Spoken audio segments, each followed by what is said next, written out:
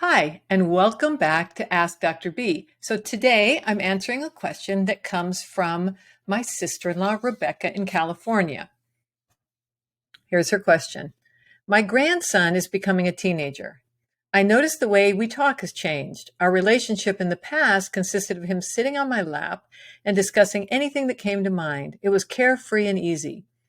I notice now there's a distance between us, and I find myself resorting to the standard, "How was school today?" "What are you learning in school?" which he answers with one or two words. I miss our connection. How can I connect with him as this young adult that he's becoming? How do I talk to him and create this new relationship? Wow, that is a great question, and one that anyone who has kids either has experienced or will experience. So here's a few things to keep in mind before I talk about sort of strategies and tactics. We, those of us who are the adults in the equation, we aren't changing dramatically. I mean, we're going through our own life changes as we get older and go through new phases and stages, of course. But our basic way that we interact with others and see the world and the relationships that we have, they're pretty set.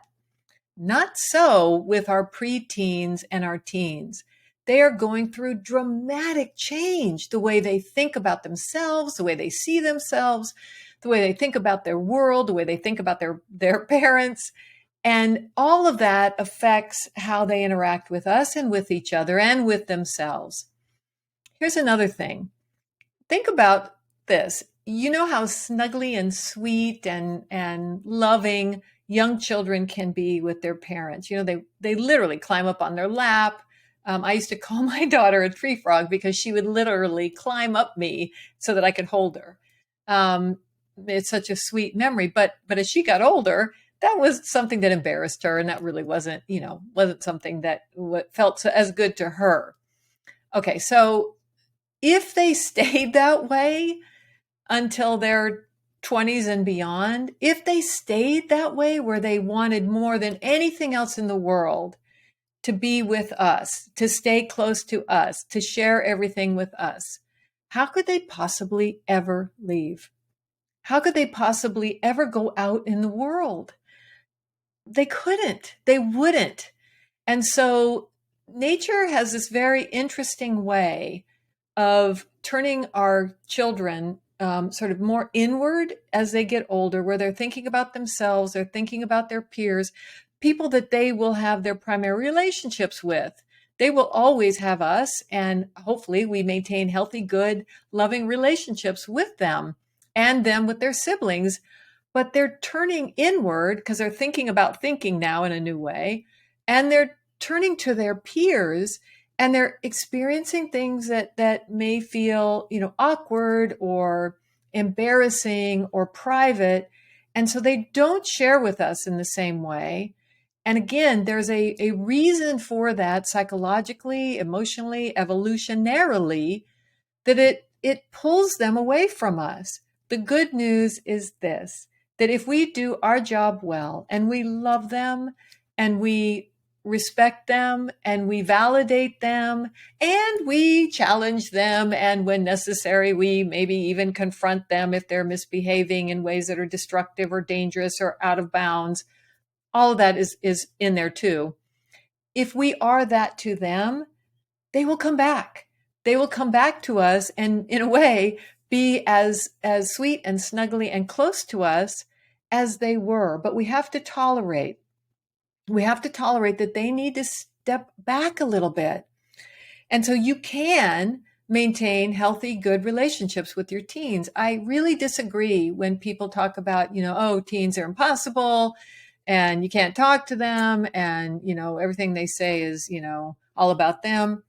That's not true either.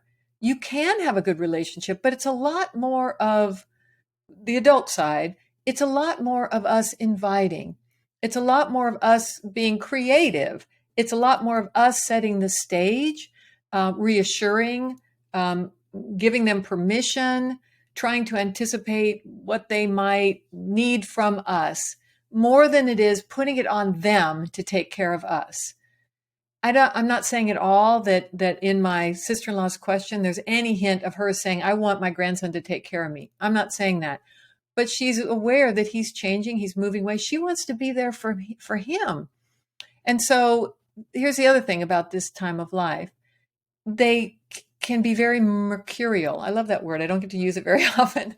So one day they may be very close to us and may be interested in cooking in the kitchen with us, or digging in the dirt in the garden with us, or going shopping with us.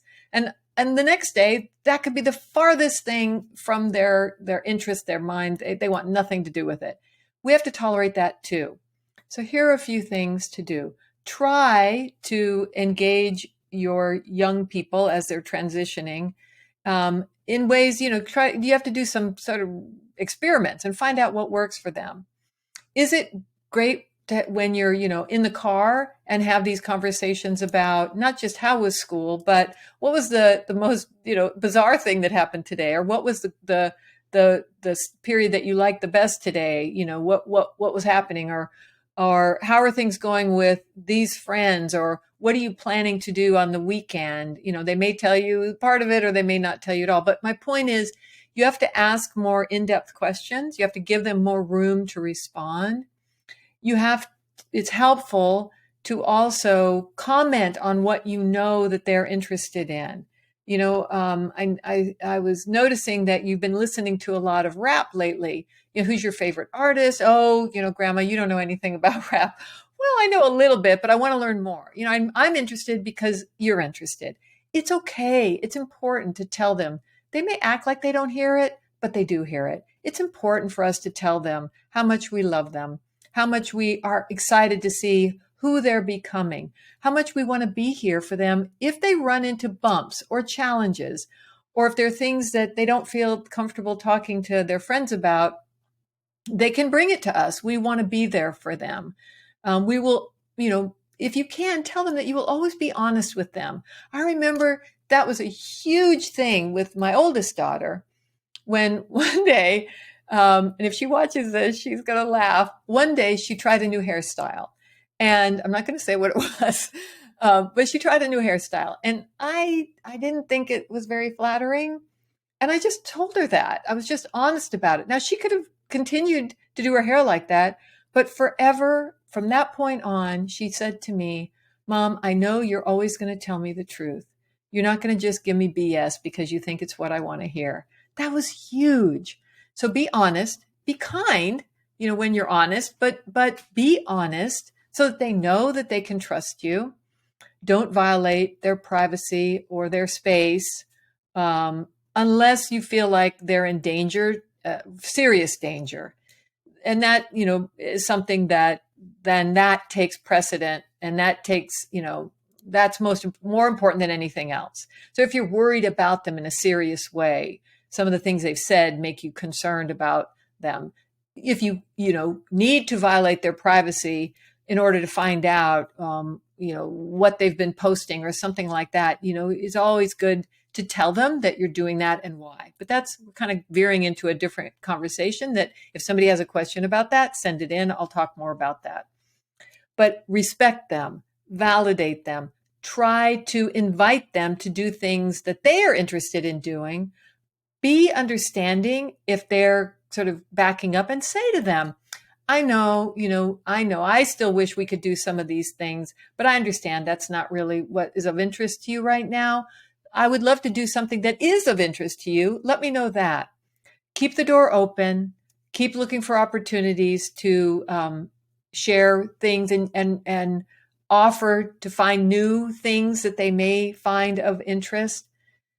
And know that they will be back, and know that you are critically important to them, and know that your offer and your validation and your honesty and your support and your caring and your love and your humor and your wit, all of that will allow them to come back as soon as possible. And also remember that they may change from one day to the next.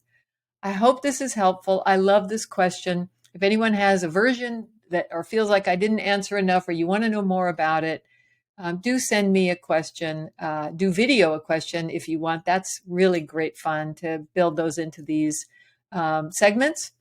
Thank you for caring about your own well-being. Thank you so much for looking out for the well-being of those you love, because together, if we work hard on this together, we really can be well. Take care.